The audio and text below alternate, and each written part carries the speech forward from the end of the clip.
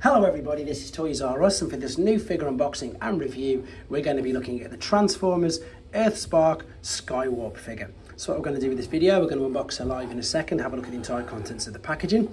We'll have a detailed look at it in both of her modes, and then at the moment this is a temporary room for my reviews. The only figure I've got to compare her with is a normal deluxe class legacy figure, so we can see how she compares in height wise regards to that.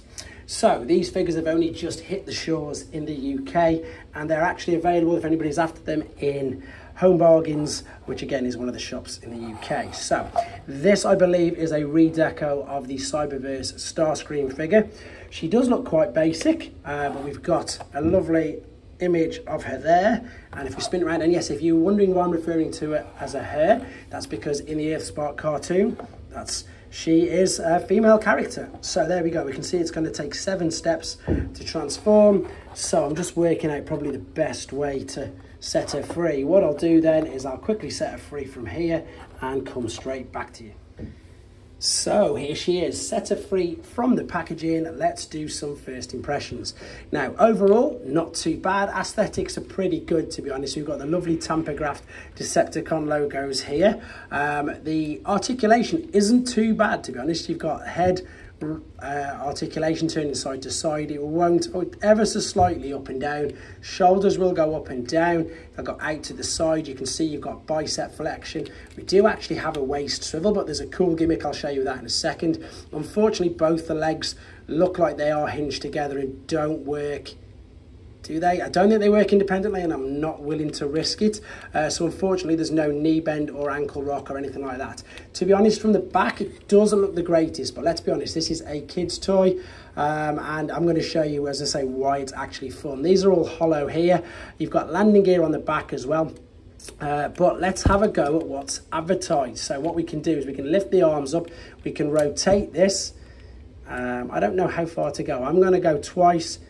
And brilliant, it spins around like so. And I noticed, let me just have a look. Yeah, these fly out as well. Now you can't pin them or hold them anywhere, but that's a lovely little bonus, shall we say, with it. There's no other accessories that come with her.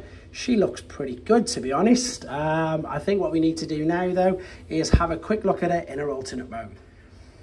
Right then, here she is in her alternate mode. Quick apologies for my transformation process on this video. That is for a couple of reasons. One, to keep the main length of the video down, and 2, not to spoil it for people who don't want it spoiling for themselves. I remember myself as a child collecting these, that I loved the thrill and the challenge of that first transformation process. So if you don't want it ruining, I haven't, but if you do want to watch it, you can see that there is a separate video of it on this channel as well. Okay. Alternate mode, it's not too bad, up to about there. Then, of course, you've got this hollow area here, which maybe, you know, wasn't too bad when it was a Cyberverse figure, but this is now an earthspark, and it's got a pretty hefty price tag. In the UK, this is £15, so that's probably about $20 at the moment.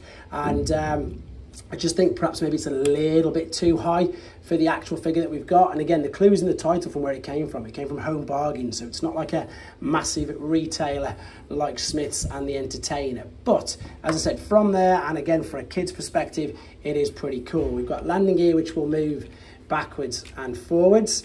It does sort of separate that a little bit then. The wings, as we've just seen, will flare out that way, and indeed you can fold them back and have them flare out that way as well, although they won't really do much. They do spring back and forwards quite a lot, and as you can see, yeah, they're not really, no, they don't lock in, and they're not supposed to. There's obviously separated paint there where on the cockpit, which looks okay. Again, for a basic figure, it is exactly that. It's a bit of fun, it looks good, it's only 7 steps, just not from that bit at the back. However, if you display it like that, you can get away with it. Right, we're going to come back for the final time, just for a bit of a height comparison and some final thoughts. Okay then, back for the final time in the robot mode, and first and foremost, let's just do again another quick height comparison. This is Legacy Deluxe Skids, and they're about the same size. Just a reminder again, a quick apologies that this isn't my normal reviewing station, and as soon as I've got my new room back, I'll do some full comparisons with lots of other Skywarp figures as well. Right, I suppose final thoughts on this figure. It's not too bad, it's just a little bit overpriced for what you get. The gimmick is good, and I suppose let's just have a quick go for parents. Let's just see how many we can turn it around. 1, 2. I would say there's so much tension there now. I would strongly advise not to go any more than 2 full turns. And there you go, you can see it spins around. The strange thing though is the landing gear. You can actually tuck the landing gear away, but then you can't put that any lower, which then of course makes her look a little bit silly. So I don't understand why you can tuck it away. It's probably just better like so. This then of course can be quite loose. Just obviously be aware that's where the spinning mechanism is. And of course, as I've just shown you, don't over stretch it. With regards to anything else, there's no other accessories that come with this figure. Just I suppose the missile things which are attached, as you can see, via the plastic either side. But as kids' toys go, it does exactly what it says on the tin, and it's not a bad figure. As I say, we'll do some more comparisons with some of the other earthspark figures that I've been lucky enough to find as well. And as I said, just a reminder, I'll do some proper comparisons as soon as my new room is done. In the meantime, thank you for putting up with this. Thank you for sticking with me in the support as I go through the room changes. And indeed, let me know what you think of this figure in the comments. Take care.